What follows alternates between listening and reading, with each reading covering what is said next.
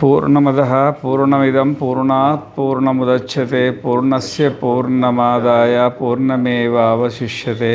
ఓం శాంతి శాంతి శాంతి. బృహదారణ్యకోపనిషత్తు 3వ అధ్యాయం 2వ బ్రాహ్మణంలో 10వ మంత్రం. యాజ్ఞవల్క్యేతి హోవాచ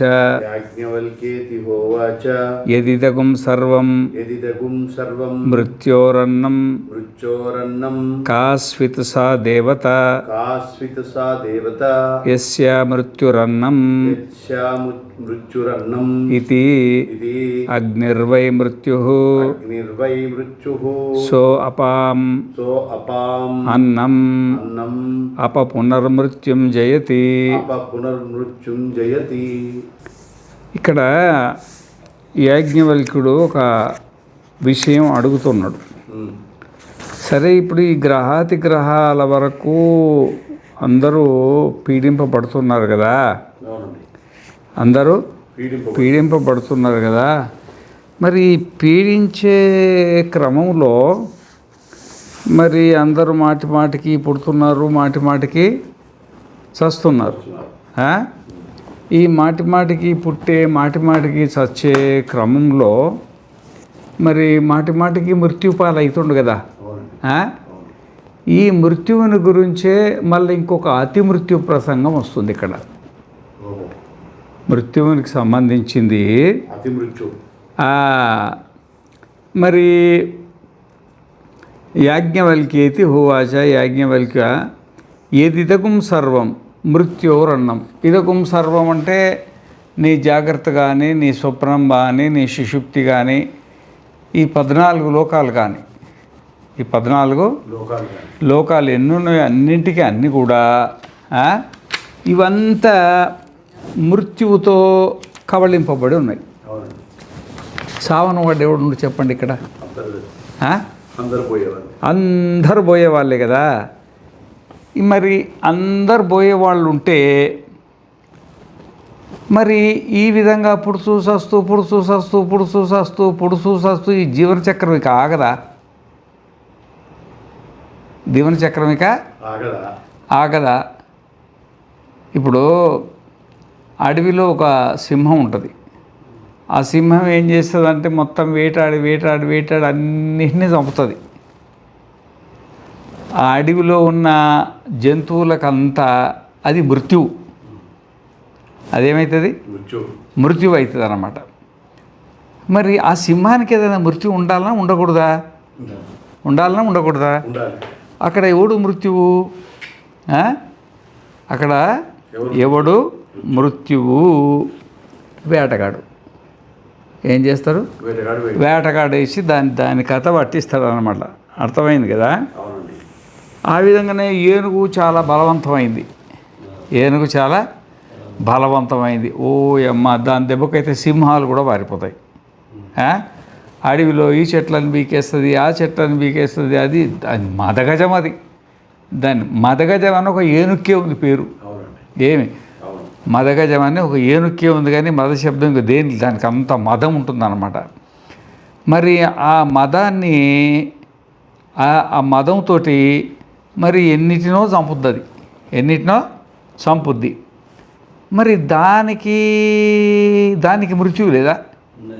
వాడు మృత్యువు. నేను అనుకున్నాగా స్పర్శ ఒక ఆడ ఏనుగుని తీసుకొచ్చి ఆ గుంటలో పడేసి అది బలహీనమైన తర్వాత ఒక అంకుశం ఉంటుంది. అంకుశం నెత్తి మీద పొడిస్తే దాని ప్రాణం అంతా తలపైనే ఉంటుంది. ఒకసారి ఇట్లా పొడిచి దాన్ని మొత్తం కంట్రోల్ చేసేస్తారు. దానికి ఒక మృత్యు ఉంది కదా. ఆ విధంగా ఇప్పుడు పాము ఉంటుంది. పామును చూసి మనిషి కూడా పారిపోతాడు. ఓ అమ్మ, ఎన్నిటిని కాటేస్తో తన జీవితంలో ఎన్నిటినో చంపుద్ది. అసలు నాకంటే గొప్పవాళ్ళు లేడు అనుకొని తిరుగుతుంటుంది. కానీ గరుడు డేగ కంటబడింది అనుకో, అది దాని పని పడుతుంది అన్నమాట. ఆ విధంగానే ఇప్పుడు ఇక్కడ మరి అగ్ని ఉంది. అగ్ని ఒక పెద్ద అరణ్యాన్ని తగలబెడుతుంటుంది. పెద్ద అరణ్యం. ఓ అరణ్యంలో ఎన్ని చెట్లు కాలిపోతాయో, ఎన్ని జీవజంతువులు నశిస్తాయో, ఎన్ని అవుతాయో చెప్పడానికి వీల్లేదు. చాలా బీభత్సం అవుతుంది అన్నమాట. మరి ఆ అగ్నిని ఎవడు బింగాలా? అనుకోకుండా బయట నుండి కుంభవర్షం పడింది అనుకో, ఆ కుంభవర్షం ఇప్పుడు ఏమైంది? ఇదే అన్నమాట, అగ్నిర్వై మృత్యు. సో అపాం అంటే నీళ్ళు అన్నమాట. అగ్నికి కూడా మృత్యు ఉంది, సావు ఉంది. అంత పెద్ద అరణ్యం తగలబడ్డ కుంభవర్షి వస్తే అది సచ్చిందా చావలేదా? సచ్చిందా చావలేదా? ఈ విధంగా అన్నమాట. ఆ విధంగానే మనకు చాలా ఉన్నాయనుకోరాదు. ఇప్పుడు ఒక రాజు ఉన్నాడు అనుకోండి, రాజు రాజ్యం వెళ్తాడు, చాలా కాలం రాజ్యం వెళ్తాడు. ఆయన జీవితంలో చాలా కాలం రాజ్యం వెళ్తాడు. ఎన్ని రోజు వెళ్ళినా ఎప్పుడో ఒకసారి శత్రువు వస్తాడా రాడా? శత్రువు వస్తాడా రాడా? దీనికి ఒక కథ ఉంది, చెప్పొచ్చు చెప్పకూడదు. అది దానికి ఏమైందంటే, ఒకసారి నారదుల వారు వచ్చిండ్రు ఎక్కడికి? హస్తినాపురం. ముందే ఆయన సమాచార శాఖ మంత్రి కదా. వచ్చిన తర్వాత ఆయన ఇవన్నీ ఇక్కడ మాట్లాడడానికి కుదరదు కదా, భోంచేసి ఇట్లా అడవిలో మాట్లాడుకుంటూ వెళ్దాంపా అని ఓ రథం తీసుకొని బయలుదేరింది.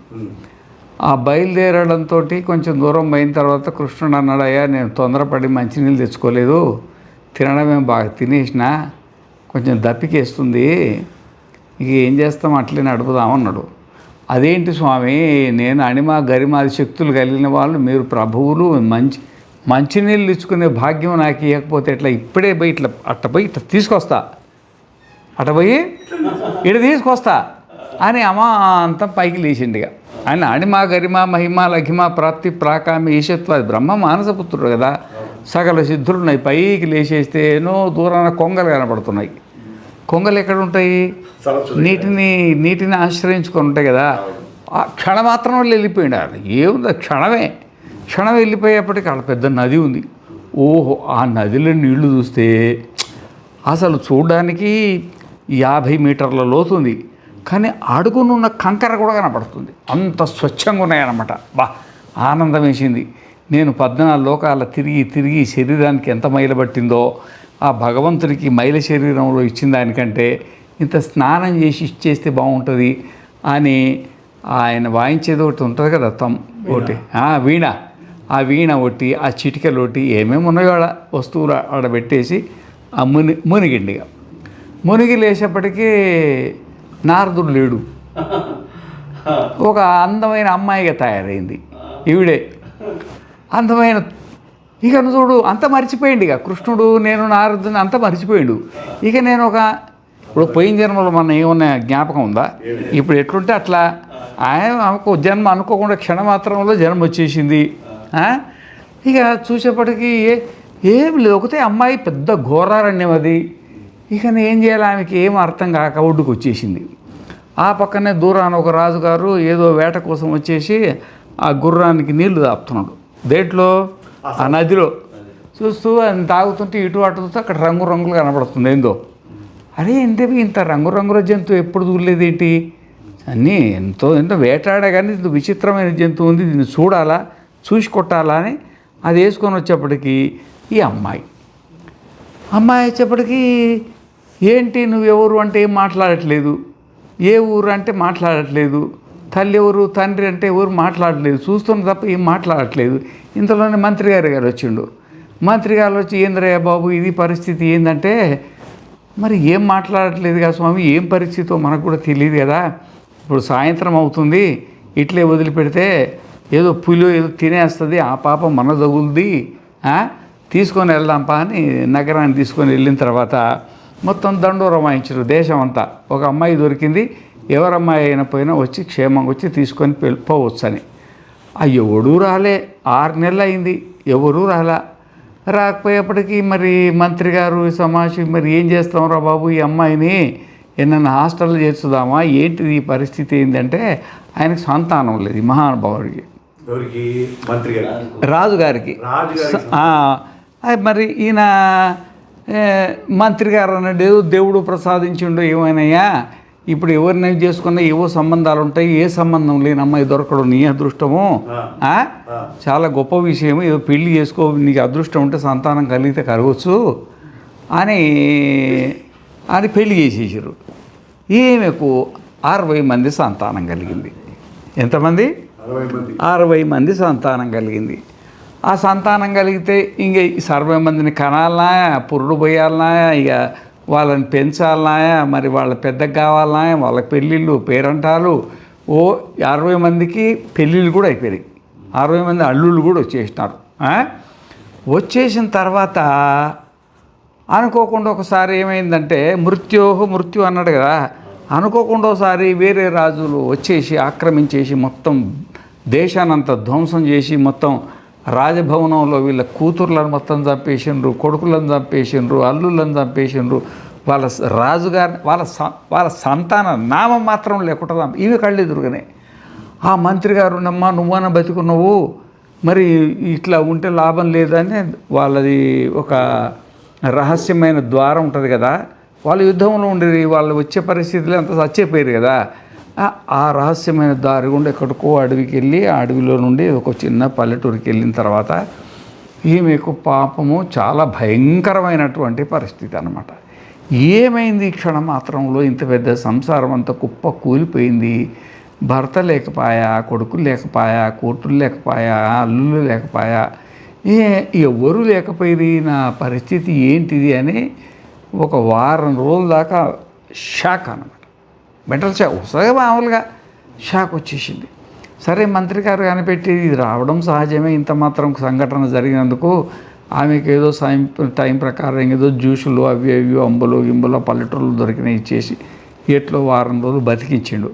బతికించిన తర్వాత కొంచెం కోలుకొని మంత్రిని వాళ్ళని గుర్తిస్తున్నది. ఆమెకు వచ్చింది కూడా తెలియదు అంత పరిస్థితి.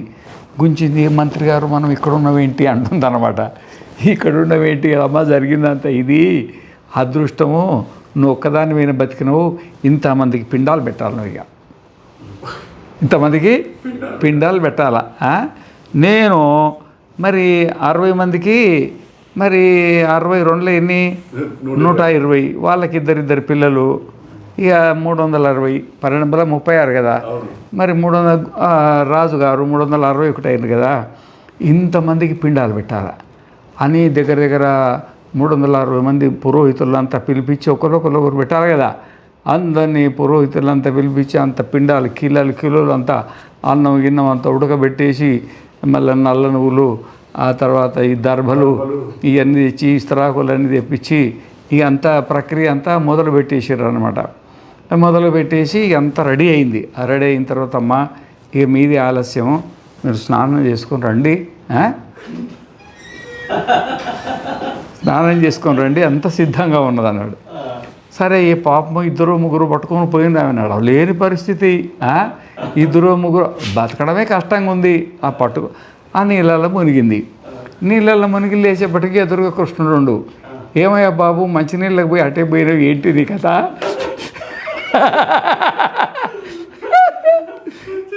మంచినీళ్ళకి పోతివి, అటే పోతివి. ఇప్పుడు మృత్యువు. ఇప్పుడు రాజు ఉన్నాడు, రాజును కాలం చంపింది. ఏం చేసింది? ఎంత పెద్ద రాజునైనా ఇప్పుడు ఎన్ని పార్టీలు వస్తున్నాయి, ఎన్ని పార్టీలు పోతున్నాయి, సృష్టి ఆది నుండి ఎంతమంది రాజులు వెళ్ళిండ్రు, ఎంతమంది ఉన్నది. ఈ మృత్యు అనేది ఉండే ఉన్నదన్నమాట, పరంపరగా నడుస్తున్నది. ఏమయ్యా బాబు ఎటు పోతావంటే, అయ్యో ఏమైంది స్వామి, ఏమో అయినట్టుంది అని గబగబా లేచి ఏదో పొరపాటు జరిగింది, ఏమైంది, ఏం పొరపాటు జరిగింది, ఏంటిదయ్యా బాబు అంటే, అని ఇట్లా జరిగింది స్వామి, నీళ్ళల్లో మునిగి లేచేపటికి ఇంత అయింది, ఇదేందో నాకు అర్థం కాలేదు, అసలు మునిగినా లేచానా, ఈ మధ్యలో ఇది అంత పెద్ద కథ జరిగింది స్వామి, ఇది ఏంది మాయా, నాకు అర్థం కాలేదు అన్నాడు. అంటే దీంట్లో నువ్వు కంగారు పడొద్దయా, ఒకప్పుడు నన్ను అడిగినావు, నేను ఎప్పుడు కలియుగానికి పోయి సంసారాలకు ఆత్మజ్ఞానాన్ని బోధిస్తే అప్పుడంతా తలలు ఊపేవాళ్ళు, బ్రహ్మాండంగా చెప్పారు స్వామి, ఈ రోజు నుండి వైరాగ్యంగా ఉంటామో, ఇక ఈ రోజు నుండి సమయాన్ని కొంచెం కేటాయించి జపము, ధ్యానము, శ్రవణము, మననాదులు తప్పక కేటాయిస్తామంటారు. మళ్ళీ పోయేపటికి అన్నీ మర్చిపోయి సంసారంలో పడి ఉండేది. దీని ఏ మాయ వల్ల ఏ మాయ వల్ల వీళ్ళు కోరుకోలేకపోతున్నారు, అంటే సంసారాన్ని వదులులేకపోతున్నారు, ఆ కీలకమేందో నాకు చెప్తే దానికి మందు అనుకొని వాళ్ళని సంసారం నుండి బయటికి తీస్తా, నాకు చెప్పండి స్వామి అన్నాడు. నీ బ్రహ్మచారివయ్య బాబు, నీకెందుకు ఈ గొడవ, ఎందుకు నీ గొడవ, ఇవి ఉండరాదంటే, నా కోసం కాదు స్వామి, ప్రపంచం కోసం కదా. వాళ్ళ బాధలు నేను సహించలేకపోతున్నా. సర్వాంతర్యామి అయిన పరమాత్మ కూడా ఈ శరీరంలో చిక్కుకొని స్వల్ప అల్పజ్ఞుడయ్యి ఇంకా రకరకాలుగా బాధపడుతుంటే నేను నన్ను ఎట్లా చూడమంటావు స్వామి అంటే, సరేనయ్యా సమయం వచ్చినప్పుడు చెప్తాలే అన్న. అప్పుడు అన్న కదా, మాట ఇచ్చిన కదా. ఇప్పుడు నువ్వు 60 మందిని అన్నావు కదా, నువ్వు శ్రవణం చేసినవా, మరణం చేసినవా, నిధిధ్యాసనం చేసినవా, నువ్వు ఏమేమి పూజ చేసినావు, ఎంత సమయం, ఏమేమి శాస్త్రాలు, ఏమేమి వేదాలు అధ్యయనం చేసి మోక్ష మార్గాన్ని పట్టుకున్నావు అన్నాడు. దుంపదిగా సమయం దొరికింది కదా స్వామి, ఒకరు కాదు, ఇద్దరు కాదు, 60 మంది అయిపోయి నాకు అసలు సమయం దొరుకుద్దా ఈ సంసారంలో పడి. అదేనయ్యా మాయ, దాని పేరే మాయ అంటారు. గ్రహ అతిగ్రహాలు వదిలిపెడతాయా? గ్రహ అతిగ్రహాలు పట్టేసిన తర్వాత నారదుడి కాదు కదా, నారదుని తాతను కూడా వదిలిపెట్టయిపో అన్నాడు. చాలా మంచి జ్ఞానోదయం చేసిన స్వామి, నాకు ఇది జ్ఞాపకం ఉండేట్టు ఏదన్నా వరం ఏంటి స్వామి అన్నాడు. అంటే సరేనయ్యా, నీకు 60 మంది సంతానం కదా, ఈ 60 సంవత్సరాలు ఉన్నాయి కదా, ప్రభవ విభ మీ పిల్లల పేర్లు దానికి పెడతా పో అన్నాడంట. అవే పేర్లా ఇవి? ఇప్పుడు ఈ కథలో ఎంత సత్యం ఉందో కానీ చాలామంది పెద్దవాళ్ళు చెప్పిన కథ ఇది, అర్థమైందా? ఈ ప్రభవాది సంవత్సరాలు అదే అన్నమాట. ఇప్పుడు ఏమైంది అది? ఇప్పుడు ఆ రాజును చంపింది కాలమే, ఆ సంసారాన్ని చంపింది కాలమే, నారదుని చంపింది కాలమే, నారదుని పుట్టించింది కాలమే. మృత్యోర్ మృత్యు. అర్థమైందా? ఆ విధంగా ఇక మనకే ఇప్పుడు ఇంకొకటి ఏంటంటే, మనకు కావాల్సింది ఏంటంటే, ఇప్పుడు ఈ విధంగా మరణిస్తూ ఉండాల్సింది. మృత్యువుకు మృత్యు, మృత్యువుకు మృత్యు, మృత్యువుకు మృత్యు, మరి అన్నిటిని చంపేది ఇది, సావంది ఇది. అన్నిటినీ చంపేది ఇది, సావంది ఇది. అంటే ఈ ప్రకృతిలో ఒకదాన్ని ఒకటి చంపుతుంది కానీ, నైనం చిందంతి శస్త్రాణి నైనం దహతి పావక నచైనం క్లేదయంత్యాపో నశోషయచి మారుత అచ్చేద్యోయం అదాహ్యోయం అక్లేద్యో శోష్యేవచ నిత్య సర్వగత స్థాను అచలోయం సనాతన అని భగవద్గీతలో చెప్పినట్టుగా ఈ అతిమృత్యు అనే శబ్దం ఇక్కడ వరకు ఆగదన్నమాట. ఈ అతిమృత్యు ఏంటంటే, ఒకదాన్ని ఒకటి చంపితే ఈ చావు ఎక్కడ అయిపోద్ది అంటే ఆత్మ దగ్గర అయిపోతుంది. ఆత్మను చంపేది ఏది లేదు. ఆ ఆత్మ ఎవరు? మనమే. రోజు జాగ్రత్త చచ్చిపోతున్నది, రోజొక స్వప్నం చచ్చిపోతుంది, రోజొక సుషుప్తి చచ్చిపోతుంది. మరి రోజు శరీరంలో ఎంతో మార్పులు జరుగుతున్నాయి, ఏమేమో అవుతుంది. ఎన్నో జన్మలల్లా ఎన్నో శరీరాలు ఎత్తి అన్ని శరీరాలను త్యాగం చేసినాం. వాసాంసి జీర్ణాన్ని యథా విహాయ నవాని గృహాతి నరోపరాణి తథా శరీరాణి విహాయ జీర్ణాన్ని అన్యాని సంవ్యాతి నవాని దేహీ. దేహాలు కాలిపోతాయి. ఇప్పుడు భూమిని నీళ్ళు మింగుతాయి, నీళ్లను అగ్ని మింగుతుంది, అగ్నిని గాలి మింగుతుంది, గాలిని ఆకాశం మింగుతుంది, ఆకాశాన్ని ఆత్మ మింగుద్ది. ఇవన్నీ ఎందుకంటే ఇవన్నీ ఉత్పన్నమైనవి. యదృశ్యం తన్ నశ్యం. ఏమేమి ఉత్పన్నమైనవి సృష్టిలో వాటికి మృత్యువు ఒకదానికి ఇంకొకటి మృత్యువు ఉండే ఉంటుంది. ఈ మృత్యువు ఎక్కడ అయిపోతుంది అంటే ఒక ఆత్మజ్ఞాని దగ్గరనే అయిపోతుంది. ఎవరికైతే ఆత్మజ్ఞానం లేదో వాటి మాటికి పుడుతుండాలా చస్తుండాలా. ఈ జనన మరణ చక్రం అనేది ఒక ఆత్మజ్ఞానికి మాత్రమే. ఈ మృత్యువుకు అతి మృత్యువు లేదు ఇక్కడ. మృత్యువుని ఇంకొక మృత్యువు చంపేది అనేది ఒక ఆత్మజ్ఞాని దగ్గర లేదు. మరి మనము ఈ మృత్యువు నుండి తప్పించుకోవాలంటే మరి భూలోకం క్షేమమా, భువర్లోకం క్షేమమా, పితరలోకం క్షేమమా, గంధర్వలోకం క్షేమమా, దేవలోకం క్షేమమా, ఆజానదలోకం క్షేమమా, మరి ప్రజాపతి లోక క్షేమమా, మరి బ్రహ్మలోకం క్షేమమా చెప్పండి? ఏది క్షేమంగా? ఆత్మలోకమే క్షేమం. నా లోకమే ఈ ఆత్మలోకమే క్షేమం అన్నమాట. ఈ మృత్యు నుండి తప్పించుకోవాలని. అయ్యో చావంటే ఎంత ఎంత ఇబ్బంది పడతారు ఈ చావు కోసం. అమ్మో నేను చచ్చిపోతానేమో అని. ఇప్పుడు మలయాళ స్వాముల వారు ఆ సద్గురు మందిరంలో వేదాంత విచారణ గురించి ఉపన్యాసం చెప్తున్నాడు. ఆ భక్తులంతా ఎంతమంది ఉన్నారో చాలామంది ఉన్నారు. ఏకాంతంగా ఆ ఆత్మస్వరూపాన్ని మనము చనిపోయే వాళ్ళం కాదు.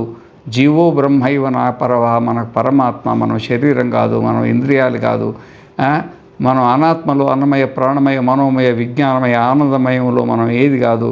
తాడును ఆశ్రయించుకొని పావున్నట్టుగా మనల్ని ఆశ్రయించుకొని సృష్టి అంతా ఉన్నది. మనం సత్యులము నిత్యులము ఆనందులము అని బోధ చేస్తే ఆహా మేము ఆత్మస్వరూపులము అని ఇట్లా అందరు సమాధి భావంలో ఉన్నారన్నమాట. ఆ సమయంలో పైన ఒక బల్లి ఒక అమ్మగారి ఒళ్ళో పడింది.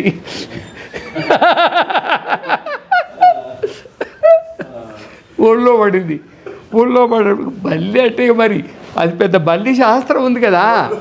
అమ్మో ఏమవుద్దో, ఇంటి దగ్గర కొడుకులు ఉన్నారు, ఇంటి దగ్గర బిడ్డలు ఉన్నారు, ఇద్దరు దగ్గర మనవరాళ్ళు, పొలాలు, వ్యాపారాలు ఉండే, మరి నా ఆరోగ్య పరిస్థితి ఏంది, ఏమవుద్దో ఏమో, ఎందుకు వచ్చిన గొడవ అని అది ఇట్టందింది. ఇట్టన్నప్పటికీ అది ఎవరి మీద పడదు, అందరు లేచిండ్రు. ఉపన్యాసం అయిపోయింది, వేదాంతం అయిపోయింది, అన్నీ అయిపోయింది. అది ఉండే బల్లి అది ఎట్లో తప్పించుకొని గోడబడి పైకి పోయిన తర్వాత అమ్మ బతికినాం స్వామి, మరి బల్లి పైన పడ్డది కదా, మనం స్నానం చేసి రమ్మంటారా?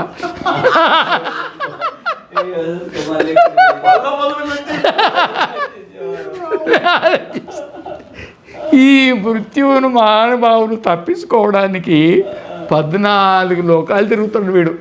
ఎన్ని లోకాలు? 14 తిరుగుతా కదా మనం ఇక్కడికి వచ్చింది విశ్వనాథ క్షేత్రానికి మృత్యువును తప్పించుకోవడానికి కదా. కానీ పోతుందా? అది పోవట్లేదు అనమాట. అంత భయంకరమైనటువంటి మృత్యు ఉంది కదా. ఇంత భయంకరమైనటువంటి మృత్యువుకు కూడా ఒక మృత్యు ఉంది. దాని పేరే ఆత్మ. అన్నిటిని ముంగుద్ది. తనని మింగేది ఏది లేదు. అభయం అమృతం. అది అభయస్వరూపమైనది, అమృత స్వరూపమైన మనస్వరూపం. అజరం అమరం అమృతం బ్రహ్మాభయం భవతి బ్రహ్మ అభయగుమి వై బ్రహ్మ భవతి ఏవం వేద. మనకు 4వ అధ్యాయం చివరిలో వస్తుంది కదా. ఈ విధంగా ఇక్కడ యాజ్ఞవల్కేతి హోవాచ యదిదగం సర్వం మృత్యోరన్నం కాస్విది సా దేవత యస్య మృత్యు అన్నం ఇది. మరి అగ్నిర్వై మృత్యు. ఈ ప్రపంచాన్నంతా దహించేది ఏంటంటే అగ్ని. ఇప్పుడు మహాప్రళయం వచ్చిందనుకో, మహాప్రళయంలో ఏమవుద్ది? మొత్తం అగ్ని అవుద్ది. అగ్నికి మొత్తం భస్మం అయిపోద్ది, ఏముండదు ఈ భూమండలం మీద, మొత్తం తినేస్తుంది అనమాట. కానీ సో అపాం. కానీ దానికి మృత్యువు ఏంటంటే నీళ్లు. దానికి మృత్యువు నీళ్ళు అనమాట. ఈ విధంగా అపమృత్యుం జీవితి. ఈ విషయం, ఈ మృత్యు రహస్యాన్ని తెలిసినవాడు, ఒకదానికోటి మృత్యు ఉందని తెలిసిన వాడికి మృత్యువు లేనిది ఒకటి ఉంటుంది. అదే ఆత్మ, అదే నువ్వు. నిన్ను వదిలిపెట్టి, మరణం లేని నిన్ను వదిలిపెట్టి శరీరం అనుకొని చస్తున్నావు. నువ్వు చచ్చేది ఎందుకు చస్తున్నావు? మరి నువ్వు ఎందుకు భయపడుతున్నావు? శరీరం మనం అనుకోనే అబ్బో నాకు నేను చచ్చిపోతున్నాయేమో అనుకుంటాడు అన్నమాట. ఇంత పెద్ద వ్యాపకమైన పరమాత్మ ఉండి నువ్వు నిన్ను చంపేది ఈ సృష్టిలో ఏది లేదు. ఒకదాన్ని ఒకటి చంపుతుంది. కాబట్టి ఒక శరీరం చస్తే శరీరాన్ని నేను కాదు, నేను ఆత్మను. ఇప్పుడు మనకు చెప్పుకోవడానికి భాగవతంలో వచ్చేప్పటికీ పరీక్షన్ మహారాజు శుక మహర్షి కథ వస్తుంది. అయితే ఈ పరీక్షన్ మహారాజు అడవికి పోయిండు. కలియుగం ప్రవేశించింది. కలియుగ పురుషుడు వచ్చిండు. ఏదో సందర్భం కాబట్టి షార్ట్ కట్గా చెప్పుకుందాం. కలి పురుషుడు వచ్చేసిండు. ఎవడో కొత్త ఉన్నాడు అంటే ఏంట్రా బాబు నువ్వు అంటే నేను కలి పురుషుడిని, ద్వాపరయుగం అయిపోయింది, నేను ప్రవేశించిన అంటాడు. అది మనిషి రూపైన ఉంటుందా కానీ అట్లా ఏదో అట్లా జనాలకు అర్థం కావడానికి అట్లా చేసిండ్రు వాళ్ళు. నేనుండగా నువ్వు ఎట్లా ప్రవేశిస్తావు, నువ్వు రావడానికి లేదు అంటాడు అనమాట. అట్టెట్నయా యుగాన్ని నువ్వు ఆపలేవు కదా, యుగాన్ని నువ్వు ఆపలేవు. కాలో జగద్భక్షక అన్నాడు అన్నమాట. కాలాన్ని నువ్వు ఆపలేవు కదా, నేను ఎట్లా రావాల్సిందే. కాకపోతే మొత్తం ఈ ప్రపంచం అంతా నిండకుండా నాకు ఇంత జాగ చూపి, నాకు కొంచెం స్థలం చూపి, దానికి దొంగతనము, జారత్వము, పాచికలు ఇవన్నీ చూపిస్తూ బంగారాన్ని కూడా చూపించిండు. ఏడ బంగారం ఉంటుందో ఆడ కలియుగ దేవత ప్రత్యక్షంగా ఉంటుందంట. అర్థమైందా? ఇక సరేనయ్యా ఈ స్థానాలు ఇస్తున్నప్పు అన్నాడు. వీడి నెత్తిలోనే ఉంది బంగారు కిరీటం. ఫస్ట్ వీడి నెత్తిలో ఎక్కి కూర్చుంది అది. కొంచెం దూరం పోయిన తర్వాత శమీక మహర్షి ఆయన ఈ అన్నమయ ప్రాణమయ మనోమయ విజ్ఞానమయ ఆనంద కోశాలు నేను కాదు, నేను ఆత్మను అని ఆత్మస్వరూపంలో సమాధిలో ఉంటాడు ఆయన. అది కూడా నిర్వికల్ప సమాధి. నిర్వికల్ప సమాధిలో శరీరం స్పృహ ఉండదు, మనస్సు స్పృహ ఉండదు అన్నమాట. ఈయననేమో బాగా అటు ఇటు తిరిగి బాగా దప్పికున్నది, విపరీతమైన దప్పిక వస్తుందన్నమాట. ఓ మహర్షి ఎన్నిసార్లు పిలిచినా పలకతలేదు. ఆయన పోయింది మంచినీళ్ళ కోసం కదా. ఒరే మమ్మల్ని ఆశ్రయించుకొని వీళ్ళందరూ బతుకుతారు, వీళ్ళకు బియ్యము పప్పులు ఉప్పులు అంతా సప్లై చేసేది మేమే కదా, మా ఈ గురుకులాలన్నీ మా వాళ్ళనే నడుస్తున్నాయి, నేను రాజుగారు వస్తే నన్నే మంది లేకపోతే మామూలు వాళ్ళ పరిస్థితి ఏంది, ఇంత గర్వంతో కూర్చుంటున్నావా అని ఇటు అటు చురిగి ఆయనకు బుద్ధి పనిచేయక అక్కడ చనిపోయిన పాము ఒకటి ఉంటుంది. ఆ పావును తీసుకొచ్చి మెడల పడేసిండు. మెడల బలేస్తే ఆడ శృంగి ఆయన కొడుకు, వాళ్ళు ఏదో సంధ్యావందనం నుంచి స్నానం చేయాలి కదా, స్నానం కోసం నదికి వెళ్ళిండ్రు.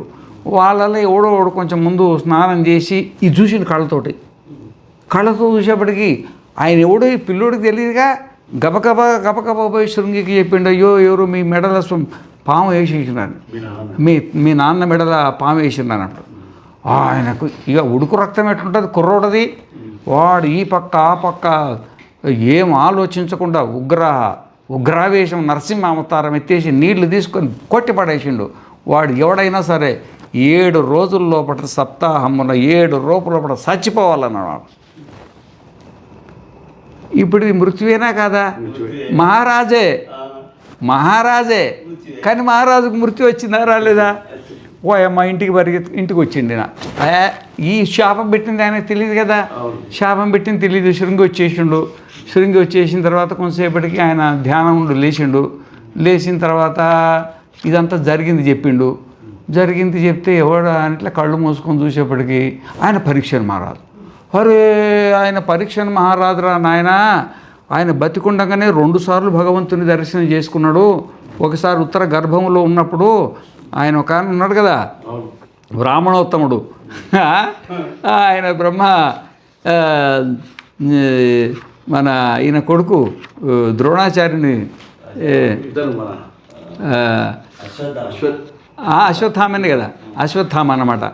అశ్వత్థామ వాడు బ్రహ్మాస్త్రం అపాండమీయమైపోవును కాక అని బ్రహ్మాస్త్రం వేస్తే ఆ బ్రహ్మాస్త్రం అంతా తిరుగుతా గర్భంలోకి పోతుంది. కృష్ణ పరమాత్మ చూసి ఆయన మరి నేను ప్రతిజ్ఞ చేసిన కదా వీళ్ళని బతికిస్తామని అని ఆయననే సుదర్శన చక్రాన్ని తీసుకొని గర్భంలో దూరి తిరుగుతున్నాడంట దాని చుట్టూ.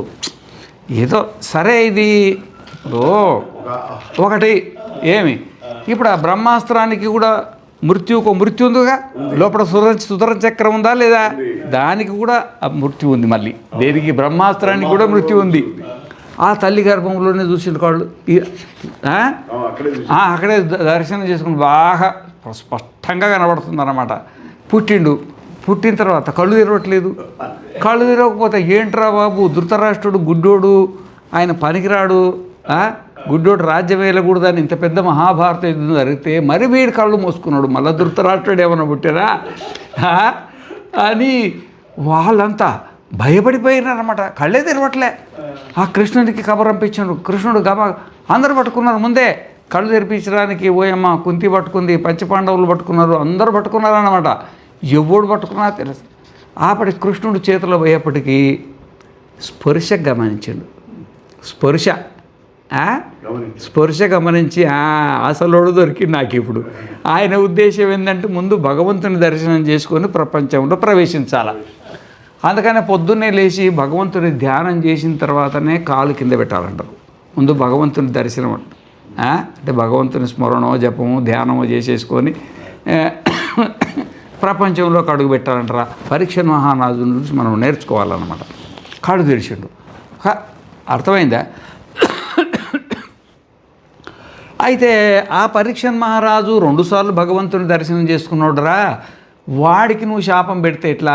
పంచపాండవుల్లో అతడు ఒక్కడే పాండవ వంశంలో మిగిలినడు. నువ్వు అందరికీ బాలురకు విద్యను అంటే మంత్రాలు తంత్రాలు చెప్పకూడదు, శక్తిని ఇవ్వద్దంటారు. నాది పొరపాటు అయింది. పుత్రమమ్మకారంతో నీకు ఇచ్చి ఘోర అపచారం చేసేసిన ఏదేమైంది సరే అని అంబడే పరిగెత్తిపోయింది. ఇక నీళ్ళు పరిగెత్తిపోయి వాళ్ళు రాజభటులు ఉన్నారు, జరగండి జరగండి అని చెప్తానే ఉన్నాడు. నేను అందరినీ గుర్తుపడతారు కదా. శమీక మహర్షి లోపలికి వెళ్ళిండు. ఆయన అప్పుడే కిరీటం తీసి కింద పెట్టేసేసి భార్య వచ్చేసింది, ఇట్లా క్షేమంగా పోయి వచ్చిందా అని అనబోతుండగానే ఆ కిరీటం ఎండబెట్టి నా వల్ల ఏదో అపకారం జరిగినట్టుంది అని అంటున్నాడు. లోపల ఆ కలి ఆ బంగారం మీద కూర్చున్నది. బంగారం పోయేప్పటికి పక్కకు పోయేప్పటికీ యథార్థ బుద్ధి బయటకు వచ్చేసింది. అప్పటికి ఏం అపకారం జరిగింది అన్నానే ప్రత్యక్షం అయితేనే ఉన్నాడు. ఇది జరిగింది అయ్యా, మరి మా కొడుకు అయితే శాపం పెట్టిండు, నాదే తప్పైంది. చిన్నపిల్లలకు అంటే బుద్ధి ఎదగని వాళ్ళకు ఈ మంత్రాలు తంత్రాలు యంత్రాలు ఇవ్వకూడదు. నేను ఏదో నా వల్లనే పొరపాటు జరిగింది, నన్ను క్షమించండి. మీ వల్లనే అంటే మీ పాండవ వంశం వల్లనే మాకు ఎన్నో గురుకులాలు ఎన్నో అన్నీ నడుస్తున్నాయి. మేము చాలా పెద్ద అపకారం, క్షమించరాని అపకారం చేసిండు మా వాడు, వాని వల్ల నేను క్షమాపణ కోరుతున్నా. అసలు ఎందుకు వచ్చినానంటే నీకు 7వ రోజు నీకు సావు వస్తుంది. 7వ రోజు చావు వస్తుంది. అది కూడా ఎవడు? తక్షకుడు అంటే సర్పాలకు రాజు ఉంటాడు కదా. ఆ సర్పాలకు రాజు అంటే దానికి మందు లేదు. ఇక దానికి మందు లేదు. అట్లా శాపం పెట్టిండయా. మరి 7 రోజుల్లో నువ్వు ఏదైనా చేసుకోదలుచుకుంటే విషయం తెలిసి ఉండాలి కదా. ఏదైనా చేసుకోదలుచుకుంటే మీరు సర్దుకుని చేసుకోదలుచుకుంటే మీరు చేసుకోవాలా, నన్ను క్షమించండి అని వెళ్ళిపోయింది ఆయన. వెళ్ళిపోగానే మంత్రులు అంత పిలిచాయా, మీరు ఏం చేసుకుంటారో మీరంతా చేసుకోండి, నాకు ఈ రాజ్యానికి గీజానికి ఏం సంబంధం లేదు. ఈయనకి ఎందుకంటే దైవ సాక్షాత్కారం కలిగినోడు కదా. ఏమంటే మొట్టమొదటి నుండి వైరాగ్యం ఉంది. ఆ భార్యకు అదంతా ఏదేదో 2 మాటలు చెప్పేసి ఎంబడే అలా కులగురు ఉంటాడు కదా. ఆ కులగురు దగ్గరికి పోయి, స్వామి నాకు ఇట్లా 7వ రోజు తక్షక సర్పం వచ్చి కాటేసి నేను చచ్చిపోతా, నేను చచ్చిపోయేలోగా నాకు ఆత్మజ్ఞానం కలిగియాలంటాడు. ఆయన అంటాడు, నేను శ్లోకాలకు తాత్పర్యం చెప్తా కదా, నాకే ఆత్మజ్ఞానం లేదు, నీకే ఆత్మజ్ఞానం చెప్తా.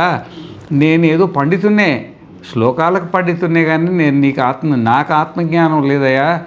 నేనేదో మరి నా వల్లనైతే కాదు అంటే మరి ఏంది ఎవరి వల్ల అవుతుంది అన్నాడు. అంటే ఇంత తొందరగా మోక్షం కలగడానికి శుకుడు అని ఒక మహర్షి ఉన్నాడు, వేదవ్యాసుని కొడుకు ఆయన. మరి ఆయన వల్ల అయితే అవుతుంది. ఆయన ఎక్కడుండో తెలియదు. ఆయన ఎక్కడ తిరుగుతారో తెలీదు. మరి ఒకవేళ అయితే ఆయన వల్ల అవుతుంది అంటాడు. మరి ఏం చేయాలంటే ప్రార్థించండి, ఒకవేళ మీ అదృష్టం ఉంటే వస్తుంది అన్నాడు. ఈయన పుణ్యాత్ముడు కదా. ఈయన కళ్ళు మూసుకొని ఘోరంగా ఇట్లా ధ్యానం చేసేప్పటికీ ఆయన కూడా యోగ్యుడు శిష్యుడు దొరకాలి కదా. ఆయనకు తట్టిందనమాట లోపల. అంటే జ్ఞానులకు అయిపోతే వచ్చేసిండు అమ్మడే. వచ్చేయగానే సాష్టాంగ నమస్కారం చేసిండు. స్వామి ఇది జరిగింది, నేను సప్తాహంబున ముక్తి పొందేడు విధిన్ 7 రోజుల్లో నాకు మోక్షం ఎట్లా కలుగుతుందో, నాకు మోక్షం కావాలన్నారు.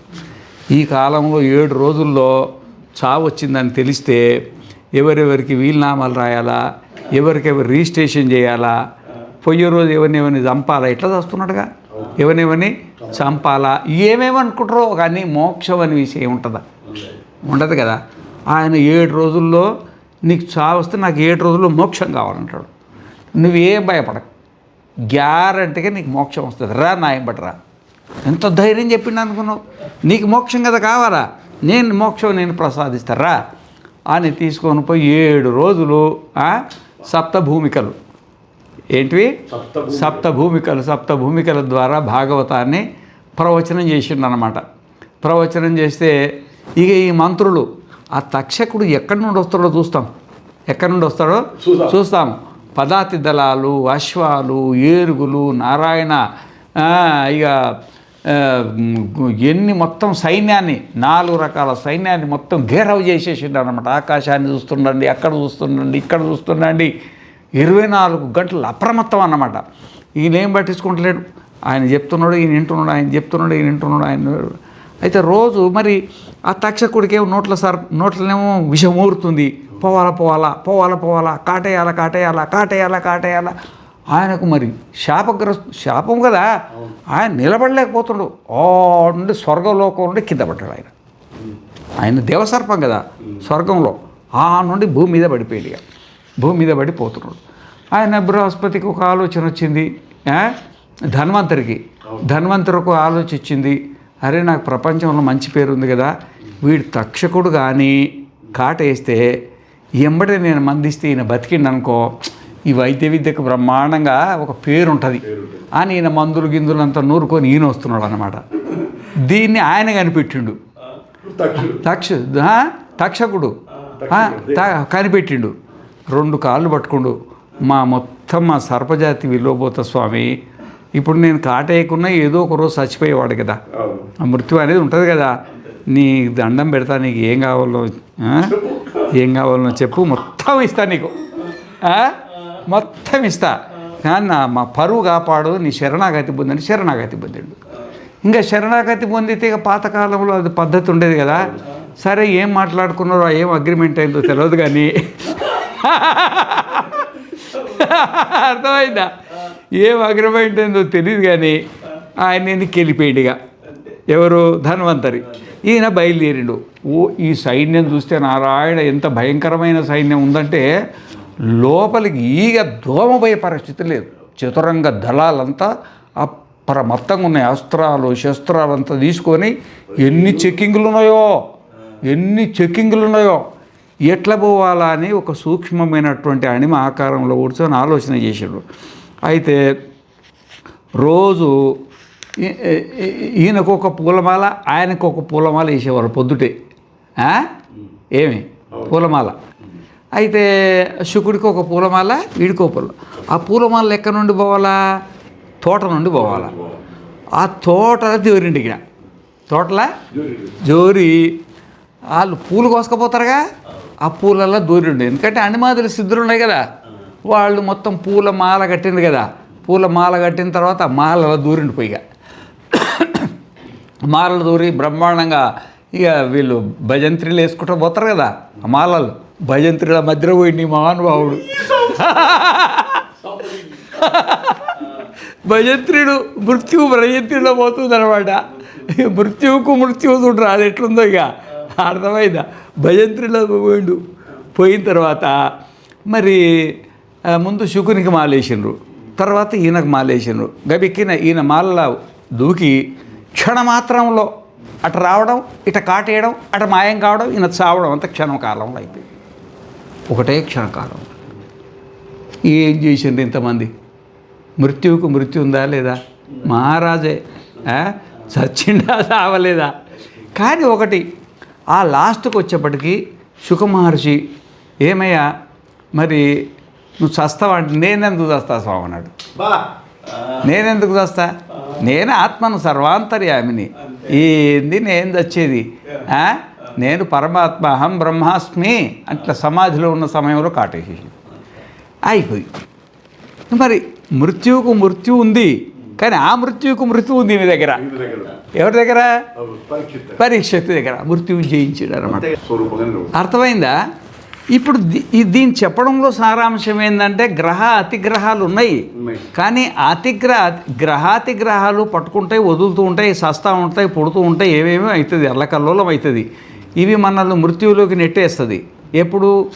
ఆత్మజ్ఞానం లేను అవిద్య వల్ల అస్మితము, రాగము, ద్వేషము, అభినివేశం, ఈ సర్పం కాటు మాదిరి ఇవి కాటేసేసి ఈ శరీరమే నేను అనుకొని, మనస్సే నేను అనుకొని, సంసారమే నేను అనుకొని, సంసారం నాదనుకొని తన స్వరూపాన్ని మర్చిపోయి సర్వాంతర్యామి అయిన పరమాత్మ శరీరావచ్చిన చైతన్యంగా మారిపోయి నేనిది నేనది అని ఆ శరీరం చస్తుంటే తాను చచ్చినట్టుగా, మనస్సు మారుతుంటే నేను మారినట్టుగా. అది మారిపోయింది. జాగ్రత్త అవస్థ, స్వప్నావస్థ, సుషుప్తి అవస్థ అవి మారుతుంటే తను మారినట్టుగా సా సమాన సన్ ఆత్మతో ప్రకృతితో సమానమైపోయి వాడికి సావుంది. కానీ ఆత్మానాత్మ విచారణ వల్ల నాకు సావే లేదు, నేను పరమాత్మ స్వరూపుని అనే పరమాత్మ స్వరూప సాక్షాత్కారం కలిగిన వాడికి ఈ మృత్యువుకు మృత్యు అనేది లేదు.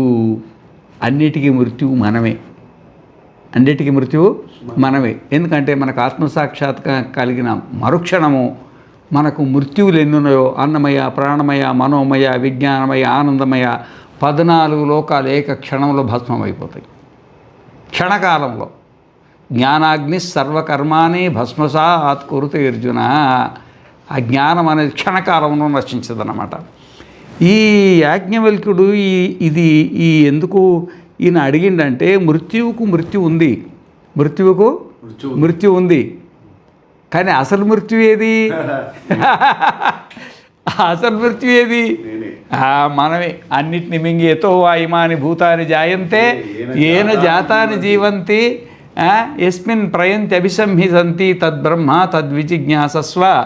ఎవ్వని చేజనించు జగమెవ్వని లోపల నుండు లీనమై ఎవ్వని యందు డిందు పరమేశ్వరుడెవ్వడు మూల కారణంబెవ్వడు అనాది మధ్యలయుడెవ్వడు సర్వముం తానయైన వాడెవ్వడు. ఎవ్వని చే జనించు పుట్టేది ఎవంతో పెరిగేది ఎవంతో, దేని ఆధారంతో శరీరం ఉంది, దేని ఆధారంతో మనస్సు ఉంది, దేని ఆధారంతో ఇంద్రియాలు ఉన్నాయి, దేని ఆధారంతో కర్మ ఉంది, దేని ఆధారంతో 14 లోకాలు ఉన్నాయి అంటే మన ఆధారంతో కదా.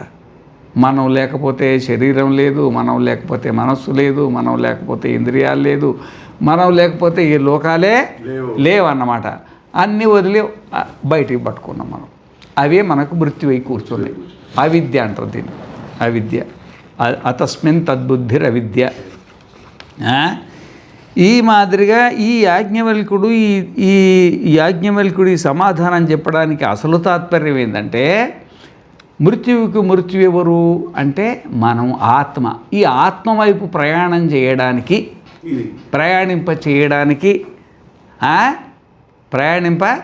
చేయడానికి భూమికి నీళ్లు మృత్యువైతే నీళ్ళకి అగ్ని మృత్యువైతే అగ్నికి గాలి మృత్యువైతే గాలికి ఆకాశ మృత్యువైతే అన్నిటికీ మనమే మృత్యువు అని ఆత్మవైపు మళ్లించడం కోసం అడిగిన ప్రశ్న, చెప్పిన సమాధానము అని దీనికి ఈ విధంగా మనం గమనించుకోవాలి.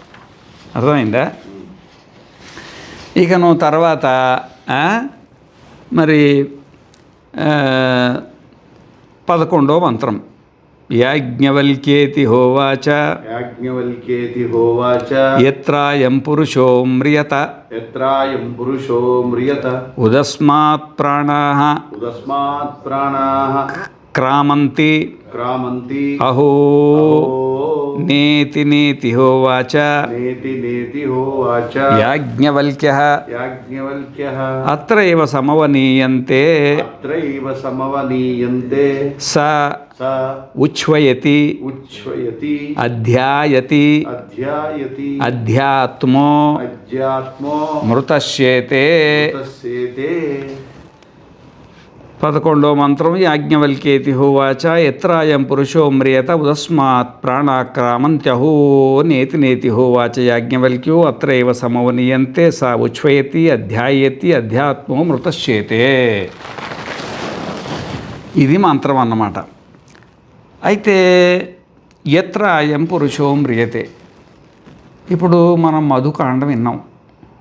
మధుకాండం. సవా అయమాత్మా సర్వేషాం భూతానాం అధిపతి సర్వేషాం భూతానాం రాజా తద్యథా రతనా భౌచరతనే మౌచారా సర్వే సమర్పితా ఏవమేవాస్మిన్నాత్మని సర్వే లోకా సర్వే దేవా సర్వాణి భూతాని ఏతాత్మనా సమర్పితా. ఇక్కడ కార్యకారణ భావ సంబంధం ఎంతుందో ఈ కార్యకారణాలు రెండు కూడా దేని నిమిత్తంతో ఉన్నాయి. ఇవన్నీ దేనికోసం ఉన్నాయి, దేనికోసం ఉన్నాయి. ఒకటి ఉండాలి కదా. కుండ ఉన్నది, అది ఎవరి కోసమో ఉండాలా. అవును. ఉన్నది ఎవరి కోసం. చెప్పులు ఉన్నాయి, ఎవరి కోసమో ఉన్నాయి. ఓ దేవాలయం ఉంది, ఎవరి కోసమో ఉంది. ఒక ఇల్లు ఓ దేవుడి కోసం ఉంది. ఏదో ఒక వస్త్రము ఎవరి కోసం ఉంటుంది. ప్రపంచంలో ఏ వస్తువు అయినా ఎవరి కోసమో ఒకరి కోసం ఉంటుంది. ఎందుకంటే స్వయంగా తను అనుభవించలేదు. సంఘాతస్య పరార్థత్వ. ఆ విధంగానే మధుకాండలో చెప్పినట్టు 14 అధిభూత తత్వాలు, 14 అధ్యాత్మ తత్వాలు, వాటిల్లో 28 చిదాభాసాలు ఎవడి కోసం ఉన్నాయి? ఎవడి కోసం? ఎవడొకటి ఉండాలి కదా. ఎవడి కోసం ఉన్నాయి? అదే ఆత్మ, అదే మనం అని తన స్వరూపాన్ని గ్రహించిన జ్ఞాని చనిపోయేపటి పరిస్థితి ఏంటి అని అడుగుతున్నాడు ఇక్కడ. జ్ఞానం కలిగింది, మధుకాండ జీర్ణం అయిపోయింది, నాకు విషయం ఏందో తెలిసింది, నేనే ఆత్మ, నేనే సర్వాత్మ అని తెలిసిపోయింది. అన్నిటికీ మృత్యు ఉంది కానీ నాకు మృత్యువు లేదు. ఇంతకుముందు చెప్పింది అజ్ఞానికి. అవిద్య ఉన్నవాడికి మృత్యు ఉంటుంది. ఆత్మజ్ఞానం కలిగిన వాడికి మృత్యు ఉంటుందా? ఉండదు. ఆ ఆత్మజ్ఞానికి సంబంధించింది చెప్తున్నాను. యాజ్ఞవల్క్యేతి హోవాచ యత్రాయం పురుషో మ్రియతే ఉదస్మాత్ ప్రాణ పురుషో మ్రియత ఉదస్మాత్ ప్రాణాక్రామంతి. అయ్యా స్వామి, మరి ఈ ఆత్మజ్ఞానం కలిగిన ఆత్మస్వరూప స్థితి పొందిన పురుషుడు ఉన్నాడు కదా, ఒకవేళ చనిపోయింది అనుకో, ఎంత అంటే ఎంతోమంది గురువులు, శంకరాచార్యులు, పెద్ద పెద్దోళ్ళు చనిపోయినారు కదా. ఆ విధంగా చనిపోయినాడు అనుకో, ఉదస్మాత్ ప్రాణాక్రామంతి. మరి చనిపోయిన తర్వాత మరి సూక్ష్మ శరీరం ఉంది కదా, సూక్ష్మ శరీరం, మనస్సు, ఏకోనవింశతిముఖ, పంచ జ్ఞానేంద్రియాలు, పంచ కర్మేంద్రియాలు, పంచ ప్రాణాలు, మనస్సు, బుద్ధి, చిత్తం, అహంకారం, ఇది పరివార సమేతంగా ఈ 14 లోకాలు సంచరిస్తూ ఉంటాయి. మనం సంచరిస్తూ ఉంటాం. మరి సంచరించినప్పుడు మరి ఆత్మజ్ఞానం కలిగిన వాడి ప్రాణాలు ఏ పక్క పోతాయి? స్వర్గం వైపా, నరకం వైపా, ఏ పక్క పోతాయి వీడి ప్రాణాలు? ఏ పక్క పోతాయి? ఏ పక్క పోతాయి? సా సమానస్సన్ ఉభౌ లోకావను సంచరతి ధ్యాయతీవా లీలాయతీవా సహి స్వప్నో భూత్వా ఇమం లోకమతిక్రావతి మృత్యోరూపాణీతి సవా అయం పురుషో జాయమాన శరీరం అభిసంపద్యమాన పాప్మభిః సగం సృజ్యతే ఉత్క్రామణ మ్రియమానస్ అని చెప్పిండు కదా. ముందుకు పోయిన తర్వాత సవా అయమ ఆత్మ బ్రహ్మ విజ్ఞానమయో మనోమయ ప్రాణమయ చక్షుర్మయ శ్రోత్రమయో పృథ్వీమయో వాయుమయో ఆకాశమయ తేజోమయో అతేజోమయ కామమయో అకామమయ క్రోధమయో అక్రోధమయో ధర్మమయో అధర్మమయ సర్వమయ తదేతత్ ఇదం మయో అధోమయ యథాకారి యథాచారి తథా భవతి సాధుకారి సాధుర్భవతి పాపకారి పాపో భవతి పుణ్యేన కర్మణ పాపేనేతి అని ఈ విధంగా ఎన్నో రకాలుగా జన్మలు ఎత్తుతారు అని చెప్పినావు కదా. మరి అప్పుడు శరీరం నుండి ఉత్క్రమణం అయిన తర్వాతనే కదా మళ్ళీ ఇంకొక శరీరంలోకి ప్రవేశిస్తుంది. మరి ఈ జ్ఞాని యొక్క ప్రాణాలు ఏ విధంగా ఉత్క్రమణమవుతాయి అని అడిగిండు. అవి అజ్ఞాని యొక్క శరీరాలు ఉత్క్రమణ పద్ధతి అక్కడ చెప్పిండు. ఆత్మజ్ఞానం లేదు. ఆత్మజ్ఞాని నేను ఆత్మను అని స్పష్టంగా అవగాహన కలిగి తాను సర్వాత్మ అవుతాడో, ఆ సర్వాత్మ అయినటువంటి జ్ఞాని మధుకాండలో చెప్పినట్టుగా ఆ మధుకాండ యొక్క సారాంశభూతమైనటువంటి ఆత్మస్వరూపుడు ఈ శరీరాన్ని త్యాగం చేసినప్పుడు ఏ లోకానికి వెళ్తాడు? ఏ లోకానికి వెళ్తాడు? ఇప్పుడు చనిపోయిన తర్వాత వీరు స్వర్గస్థులైనారు అని రాస్తారు కదా. మరి చనిపోయిన ఈ జ్ఞాని ఏమి రాయాలా? స్వర్గస్థుడు అనాలనా, లేకపోతే ప్రజాపతస్థుడు అనాలనా, లేకపోతే బ్రహ్మస్థుడనా, బ్రహ్మలోకాలనాలా, ఏమనాలా? మరి ఈ ప్రాణాలు ఏ లోకానికి వెళ్ళిపోతాయి అంటే చచ్చిపోయిన తర్వాత ఎక్కడికి పోతాడు అని ఒక ప్రశ్న వేసిండు అనమాట. దీనికి ప్రశ్న వేస్తే అహో నేతి హోవాచ. అయ్యే ఏంటయ్యా బాబు నువ్వు మాట్లాడేది? ఎవరికైతే అవిద్య ఉందో అంటే బుద్ధితో తాదాత్మ్యాన్ని పొందిండో సా సమాన సన్, బుద్ధితో సమానమైపోయిండో, తన స్వరూపాన్ని కోల్పోయి బుద్ధే నేను అనుకొని ఆ బుద్ధి శరీరాన్ని ధరిస్తే నేనే శరీరాన్ని ధరించినానని, ఆ శరీరం మొగదైతే నేను మొగోడినని, ఆడదైతే ఆడవాడినని, ఆ బ్రహ్మచారి అయితే బ్రహ్మచారిని అనుకొని, సన్యాసి అంటే సన్యాసిని అనుకొని, ధనవంతుడు అయితే ధనవంతుడని, దరిద్రుడని, ఎన్ని రకాలుగా మనస్సు ఎట్లుంటే అట్లే అయిపోతారు అన్నమాట. కానీ అసలు నేను ఆత్మనని ఆత్మస్వరూప జ్ఞానం కలిగిన తర్వాత బుద్ధితో సమానం కాడు కదా. అంటే బుద్ధిని నేను కాదు, నీ బుద్ధిని నేను కాదంటాడు కదా. మనోబుద్ధి అహంకార చిత్తాదినాహం నచ శ్రోత్ర జిక్వే నచ ఘ్రాణ నేత్రే నచ వ్యోమ భూమిర్న తేజో నవాయుశ్చిదానందరూప శివోహం శివోహం. నేను బుద్ధిని కాదు, మనస్సును కాదు, ఇంద్రియాలను కాను, శరీరాన్ని కాదు, ఈ ప్రకృతిలో ఏ పదార్థాన్ని కాదు, నేను పరమాత్మను. నాహం మనుష్యో నచ దేవయక్షౌ న బ్రాహ్మణ క్షత్రియ వైశ్య శూద్రా న బ్రహ్మచారీ న గృహీ వనస్థో భిక్షుర్న చాహం నిజబోధరూప. నేను సాక్షాత్తు పరమాత్మను. నేను దేవ కిన్నర కింపురుష గరుడ గంధర్వాది జీవజాతిని కాదు, బ్రాహ్మణ క్షత్రియ వైశ్య శూద్రాది శరీర ధర్మాలు కలిగిన వాని కాదు. నేను బ్రహ్మచర్య గృహస్థ వానప్రస్థ సన్యాసం అనే మనోధర్మాలు కలిగిన వాడిని కాదు. నేను నిజమైనటువంటి ఆత్మస్వరూపము నాకు. నేను ఆత్మనే, సాక్షాత్తు ఆత్మనే నిజబోధ రూప అని ఈ విధంగా ఆత్మజ్ఞానం కలిగిన వాడు అహో నేతి నేతి. ఏందయ్యా మాట్లాడేది, నువ్వు అట్లా మాట్లాడొచ్చునా? నేతి నేతి. అసలు వాడు శరీర ఉత్క్రమణమే ఉండదు. ఎందుకంటే అవిద్య ఉన్నవాడికి కామం ఉంటుంది, కామం ఉన్నవాడికి కర్మ ఉంటుంది. అవిద్య అంటే ఆత్మజ్ఞానం లేక బుద్ధితో శరీరంతో తాదాత్మ్యమైన వాడికి ఆ బుద్ధి కోరికలు కోరుతుంది. ప్రపంచం గ్రహ అతిగ్రహాలు పట్టుకుంటాయి కదా. ఈ గ్రహ అతిగ్రహాల వశాత్తు వాడు తన స్వరూపాన్ని మరిచిపోయి ప్రపంచాన్ని పెంచుకుంటూ పోయిన వాడికి ఈ ప్రపంచం అంటూ ఉంటుంది. గ్రహాన్ని వదిలిపెట్టే, అతిగ్రహాన్ని వదిలిపెట్టే, సర్వస్వాన్ని వదిలిపెట్టి ఆత్మస్వరూపాన్ని అంటే వదిలిపెట్టడం అంటే అవి నేను కాదనుకోవడం. ఇడ వదిలిపెట్టడం అంటే ఏడిపోతాయి ఇవి, అవి నేను కాదు అని గ్రహించడం అన్నమాట. అనుకోవడం అంటే ఊరుగా అనుకోవడం కాదు, గ్రహించడం. ఈ విధంగా నేను దీంట్లో ఏది కాదు, నేను సాక్షాత్తు పరమాత్మ స్వరూపం అని స్వరూప స్థితిలో, అది కూడా సవితర్కను దాటి నిర్వితర్కను దాటి సవిచారం దాటి నిర్విచారం దాటి సానందం దాటి శాస్మిత 6 సమాధులను దాటి స్వరూప స్థితిలో ఉన్నవాడి ప్రాణాలు లేస్తావంటే ఎందుకు లేస్తావాను ఆర్తబాగా ఏంది నువ్వు మాట్లాడడము. అవిద్య ఉన్నవాడికి కామం ఉంటుంది, కర్మం ఉంటుంది. వీడికి అవిద్యనే తొలిగే. జ్ఞానాగ్ని సర్వకర్మాని భస్మసాత్ కురుతే అని చెప్పినట్టుగా వీడికి జ్ఞానం కలిగిన తర్వాత వీడికి కర్మనే, కామము లేకపోయే కర్మము లేకపోయే. అంటే జన్మకు కారణం ఏంటంటే కామము. ఆ కామంతో చేసిన కర్మ వల్ల. ఇప్పుడు మనం ఇక్కడికి వచ్చినాం, ఎందుకు వచ్చినాం? కోరికతోటి వచ్చినాం. ఏం కోరికతోటి వచ్చినాం? ఆయన గృహస్థున్నాయి ప్రిన్సిపాల్ కావాలని వచ్చిండు. నేను సన్యాసిని ఆత్మజ్ఞానం సంపాదించుకోవాలని వచ్చిన. అర్థమైందా? వాళ్ళు స్వామి దగ్గర సేవ చేసుకోవాలని పుట్టిరు వాళ్ళు. అర్థమైందా? కోరిక లేకుంటే ఎందుకు వస్తుంది? కోరిక అన్నమాట. ఈ అవిద్య, ఆ కోరిక ఎందుకు వస్తుంది? అవిద్య వల్ల. అవిద్య అంటే ఏంది? స్వరూప జ్ఞానం లేని వాళ్ళు. అవిద్య అంటే ఏంది?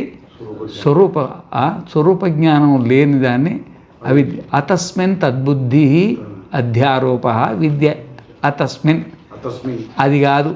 అంటే మనం బుద్ధి కాకపోయినా బుద్ధిని అనుకోవడము, మనస్సును కాకపోయినా మనస్సు అనుకోవడము, ఇంద్రియాలు కాకపోయినా అబ్బో నా కళ్ళు ఎంత బాగున్నాయి చూడు, నా ముక్కు ఎంత పొడుగుంది చూడు, నా చెవులు ఎంత బాగున్నాయి చూడు, నా చెంపలు ఎంత బాగున్నాయి చూడు, నా కాళ్ళు చేతులు ఎట్టున్నాయి చూడు,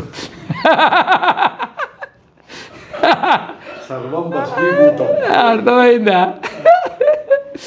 ఈ మాదిరిగా నడుస్తుంది. దీని గురించి రేపు కొంచెం చర్చించుకుందాము. పూర్ణమద పూర్ణమిదం పూర్ణాత్ పూర్ణముదచ్యతే పూర్ణస్య పూర్ణమాదాయ పూర్ణమేవావశిష్యతే. ఓం శాంతి శాంతి శాంతి.